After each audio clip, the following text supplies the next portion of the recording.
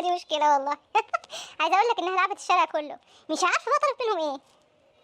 الشارع كله؟ لا لا لا، مش معقوله، مش معقوله يا بنتي. اروح اشيل الهدوم عشان ما تمسكنيش من رقبتي وانت عارفاها. روح روح، والله الناس خبتها السبت والحد، واحنا خبتنا ما وردتش على حد ابدا. عندك حق. يانا يانا. يا احمد، احمد. ايه يا عادل، في ايه؟ الله، انت ايه اللي جابك دلوقتي؟ يعني هيكون ايه اللي جابني؟ يعني هيكون ايه اللي جابني؟ مامتك لعبتني يا سيدي وخسرتني، ولما كسبتني طلبت مني اجيب لها الخضار من السوق، فجبت لها الخضار من السوق، بس الباب مقفول ولا هتفتح لي؟ انت كمان؟